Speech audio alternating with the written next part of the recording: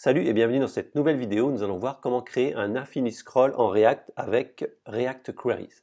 Alors pourquoi utiliser React Query? Tout simplement parce que il va nous permettre de charger les éléments lorsqu'on en a vraiment besoin. Donc les charger vraiment lorsqu'on va scroller. Donc c'est vraiment le top au niveau des performances. Donc qu'est-ce que ça va donner? Donc là j'ai fait un petit modèle. On voit qu'ici au niveau du DOM j'ai 3 éléments. Et lorsque je vais commencer à scroller, avec le inter observer, hop, on va charger 3 autres éléments, hop, encore 3 autres, etc., etc. Donc c'est très très puissant. Et vous voyez qu'ici on a un petit bouton. Alors pourquoi je mets un bouton? Comme vous le savez, au niveau du scroll et le inter observer, des fois ça bug selon les supports et selon les navigateurs. Donc c'est toujours bien d'avoir un bouton parce qu'en cas de problème, vous pouvez laisser l'internaute avoir une solution pour pouvoir afficher les autres éléments. Donc au niveau expérience utilisateur, c'est le top. Donc c'est parti, on va commencer. Donc si jamais vous n'avez pas fait la première vidéo sur React Query, je vais partir sur cette base, donc je vous invite à la regarder. Donc, je mettrai le lien dans la description. Donc c'est parti, je vais ouvrir Visual Studio Code. On va reprendre le projet là où on en était. Je vais faire un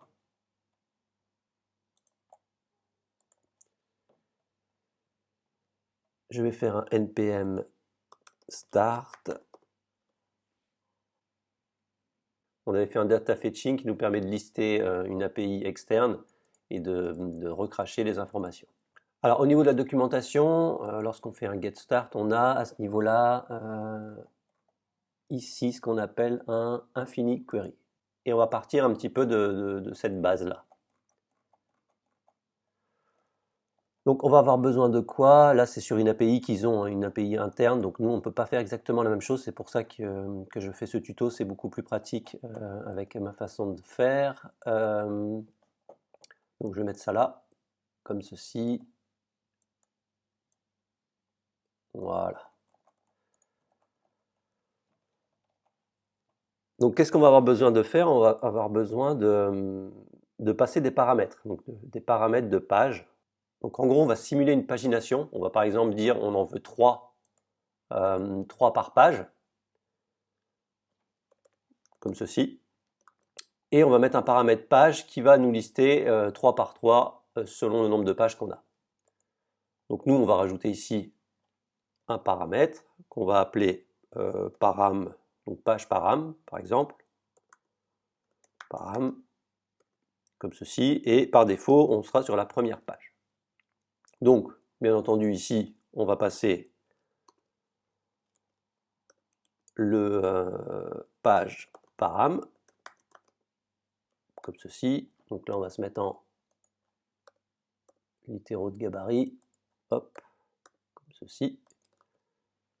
Voilà, donc comme ça, on passe le paramètre dans l'URL. Donc bien sûr, vous devez avoir une API qui gère les pages et la pagination, etc., etc. Donc là, à ce niveau-là, on est bon. Donc qu'est-ce qu'on va avoir besoin ici? On va avoir besoin d'autres choses. On va avoir besoin du hook qui s'appelle use infinite query. Use infinite query qui est là. Donc on va le prendre, clac.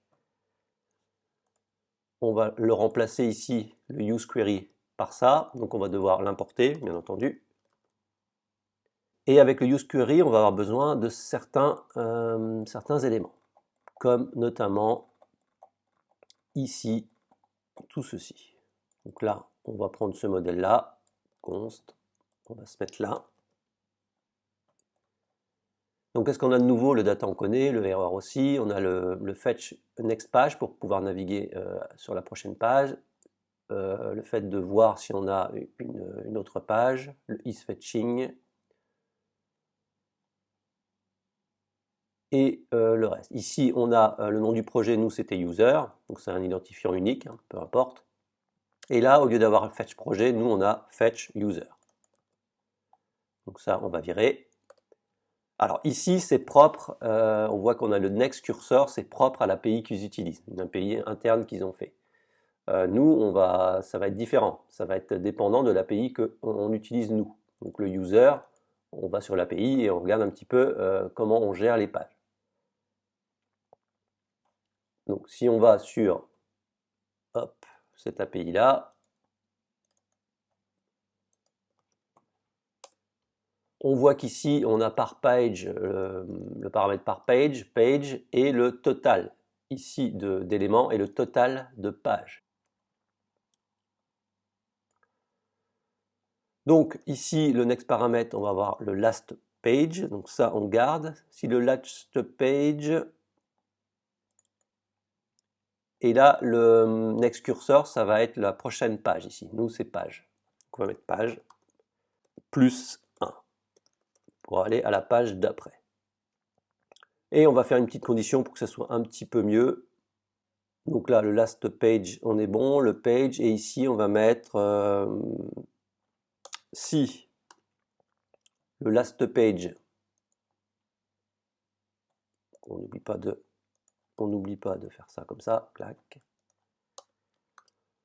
Si le last page est inférieur au last page point total page, donc le nombre total de pages qu'on a au niveau de notre API, à ce moment-là, on fait un return de last page plus 1. Sinon, c'est pas la peine. Donc là, c'est vraiment adapté par rapport à votre API à vous. Et sinon, on fait un return de false. Ok. Donc là, on est plutôt pas mal. On va pouvoir faire peut-être un petit... ici, on a le isLoading. Alors moi, j'avais utilisé le isLoading, donc on peut le remettre. Et le isError.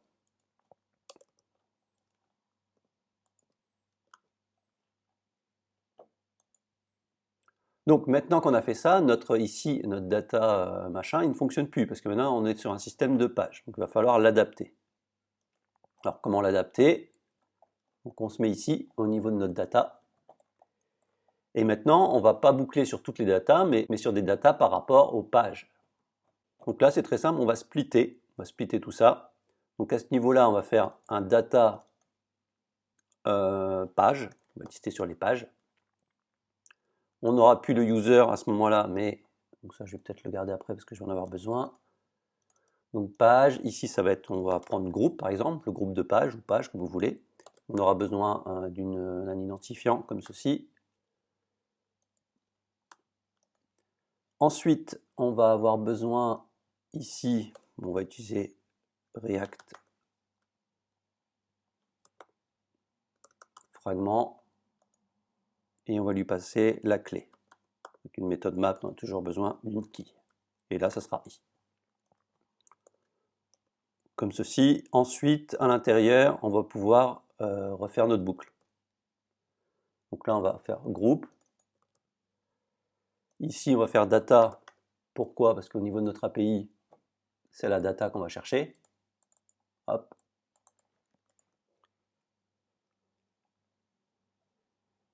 Et là, on va mettre nous, on va mettre une div. Hein.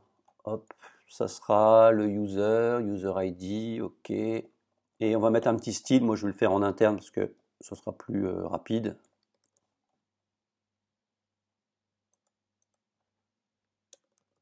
Bim. Donc ce que j'ai fait un display flex, un link center, afin d'avoir nos éléments en box. Comme ça, on va pouvoir bien voir les données chargées. Donc je reviens, on voit que là, on est OK. Donc là, j'ai plus besoin de mon UL. J'ai plus besoin du tout même. Voilà. Donc maintenant, on va prendre une petite condition ici. On va prendre un petit bouton. Et voilà. Et on va le mettre ici. Alors, qu'est-ce que ça dit? Ça dit qu'on va créer un bouton qui va nous permettre, lorsqu'on va cliquer, d'afficher les autres éléments, avec des conditions, etc., etc. Et on va pouvoir mettre ici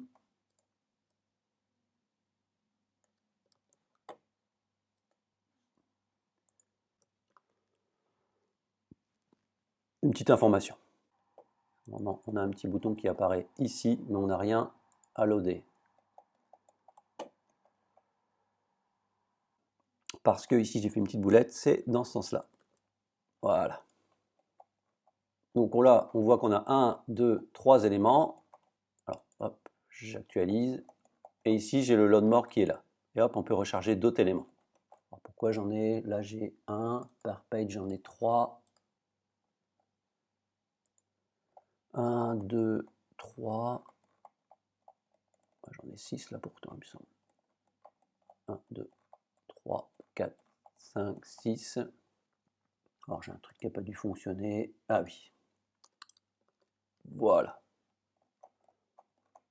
Donc moi j'aime bien laisser les erreurs, comme ça au moins c'est des erreurs que vous pouvez faire. 1, 2, 3, on a 3 éléments, et lorsqu'on va cliquer sur le load more ici, hop, on va afficher 3 autres, etc. etc. Donc là on a vraiment ce fonctionnement-là, qui est plutôt sympa, hein. Nous on aimerait bien que ça se passe au scroll, ça se charge au niveau du scroll. Donc pour faire ça, on va créer un hook avec le use intersection observer en JavaScript.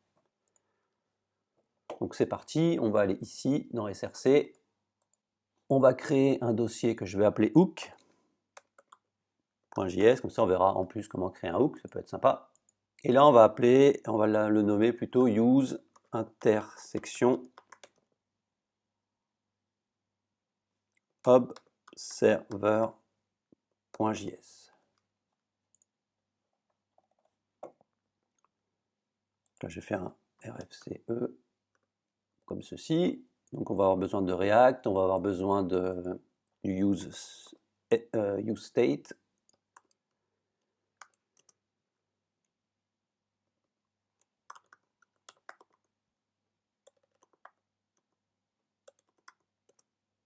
Alors je vais essayer de zoomer parce qu'on m'a demandé de zoomer pour voir un petit peu mieux sur mobile. Alors je ne sais pas où c'est exactement.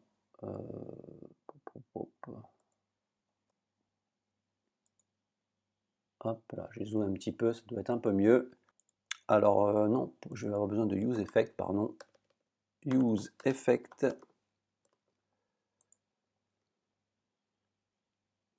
Donc là je vais faire un export default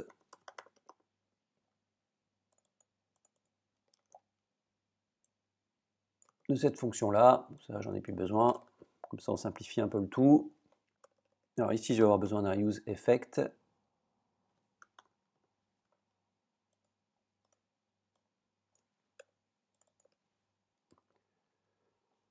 Et à l'intérieur, je vais avoir besoin de faire un const observer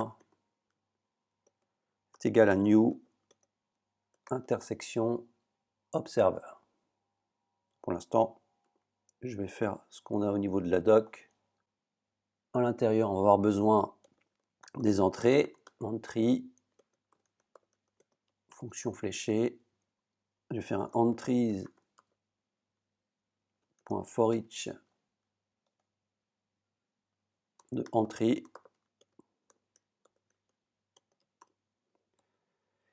Entry is intersecting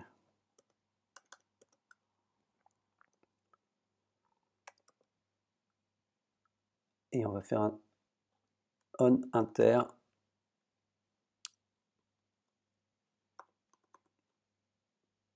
section.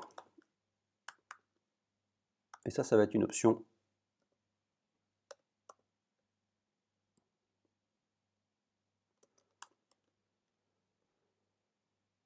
C'est les options qu'on va créer ici. Des propriétés, on va avoir besoin de route, on va avoir besoin de la target, la cible, on va avoir besoin du on intersect qu'on a créé juste là. On va avoir besoin du comment ça s'appelle, fresh all. Voilà, bien sûr, si vous connaissez pas l'observer JS, ça va être un peu compliqué de comprendre, mais bon, je vous mettrai le hook dans mon GitHub, je vous mettrai le lien, vous pourrez directement le prendre. Donc là, normalement, c'est une valeur jusqu'à 1, donc je vais mettre par exemple comme ça.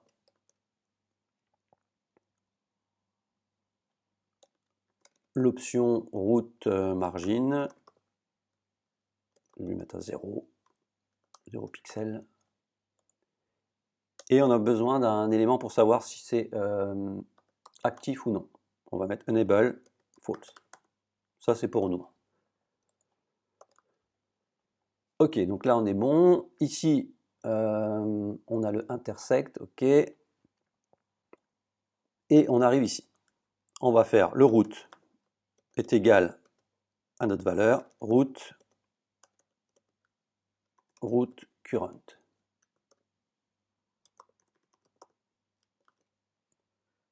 Ensuite, le root margin. Et on va devoir écouter aussi le threshold. Voilà. Pourquoi il se met pas bien celui-là? Voilà. Voilà, là on est bon. L'observer, on a la fermeture qui est OK. Là on est bon. Et on a tout. Ici, on va avoir besoin de cleaner. Bon, ça on va s'en occuper après.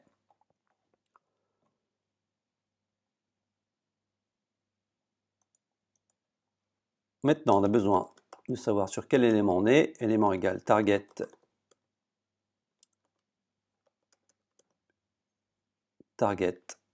current.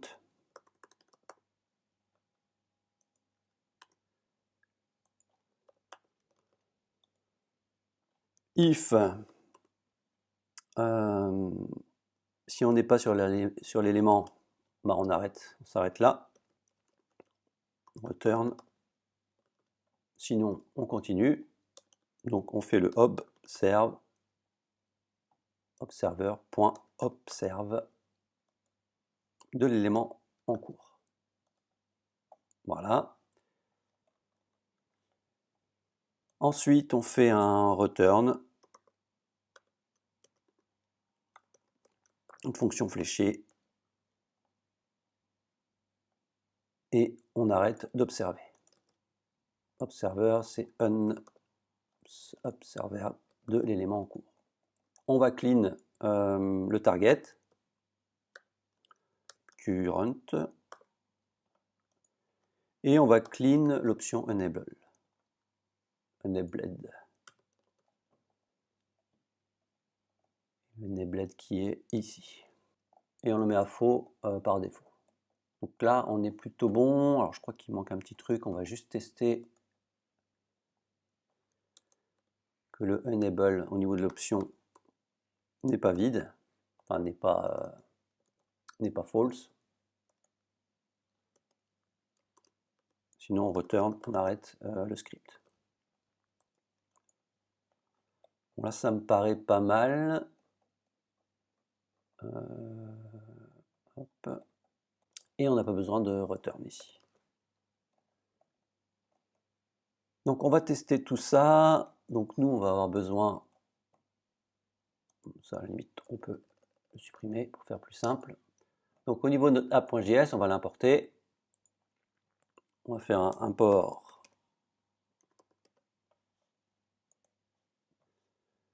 de use inter. Il ne me propose pas intersection observer from le dossier hook. Le dossier hook et c'est use. Il ne me propose toujours pas. Super. Intersection observer.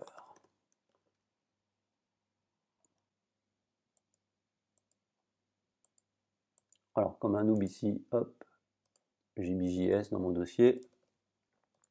Voilà, ça ira mieux. J'actualise. Je relance le serveur.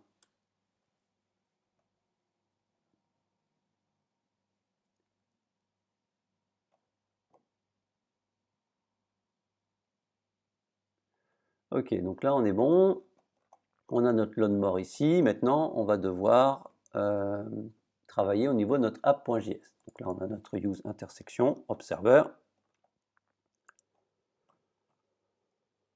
On va se mettre ici. Et on va faire une constante qu'on va appeler load more button ref.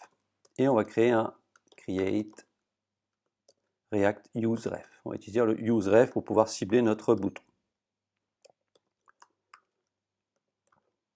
Ensuite, on va faire le use intersection observer.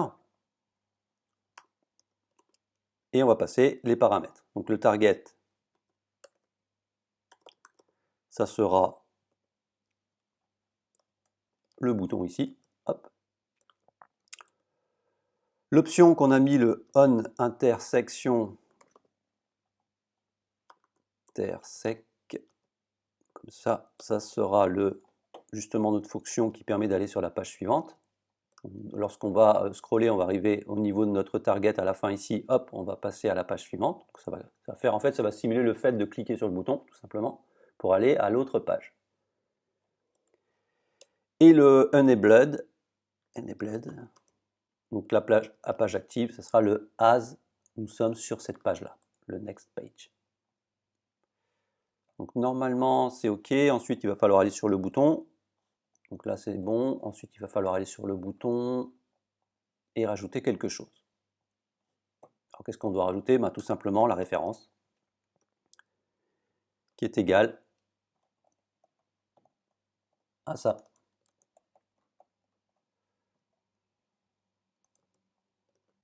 Ce qui fait que maintenant, lorsque je vais commencer, hop, on va regarder un petit peu, je vais agrandir ça, je vais ouvrir ma console, voilà, je vais actualiser.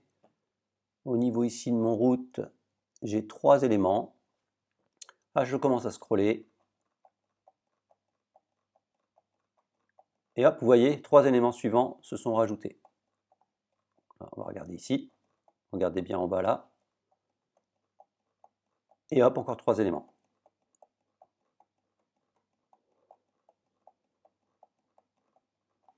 Donc là, on voit que ça fonctionne parfaitement. Alors, je vous mettrai le hook dans mon GitHub, je vous mettrai le lien dans la description et j'espère que ce tuto vous a plu. À bientôt.